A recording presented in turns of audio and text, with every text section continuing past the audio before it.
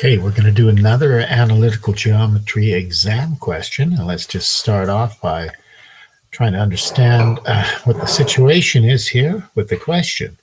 They say there's a point Q. It's 1 to the left and 4 up, minus 1 and 4, and it has a y-intercept of 0 and 1 called S. There's a point P out here, and there's a point R down here, forms a triangle. And what else do they say? Oh, they give us equations. They give us the equation of PR is 2x minus 4, and the equation of PQ is x plus 2y equals 7. So I just put it right on there. There's PQ, PR. And then we're going to answer a lot of questions, 6 questions. So let's just start with the coordinates of P. Well, we want to find out what P is here. It's where these two equations cross each other.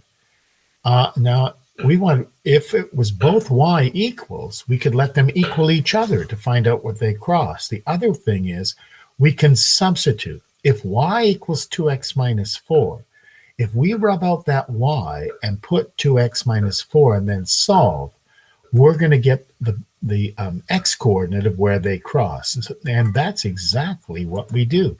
Instead of y,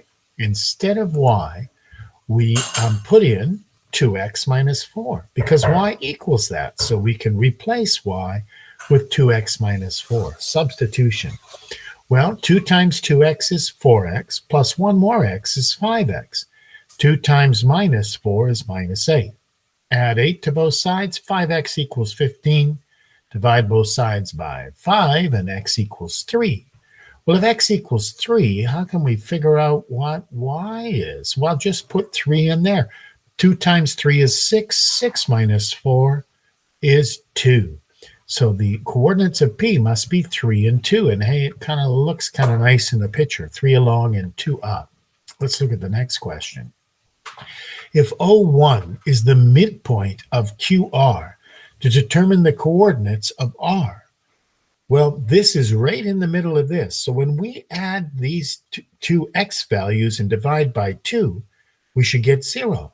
When we add the two y values, the y value of Q and the y value of R, we should get 1. Well, we just can build some simple equations and do that. Add the x values, minus 1 plus the x value we don't know, divided by 2 equals 0. Well, multiply by 2, we get that, minus 1. Just add 1, x must be 1.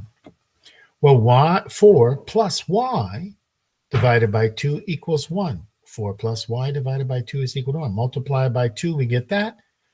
Subtract 4, and we get y is minus 2. So r must be 1 and minus 2, and it even looks right in the picture. Let's try one more question.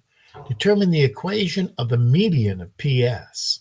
Assume that P is 3 and 2. Well, we just figured out that it was 3 and 2 in one of the other questions. And what are we trying? The equation of this line. Well, to do the equation of a line, you have to use this formula. Y minus y1 equals m times x minus x1. But we need the gradient to do it.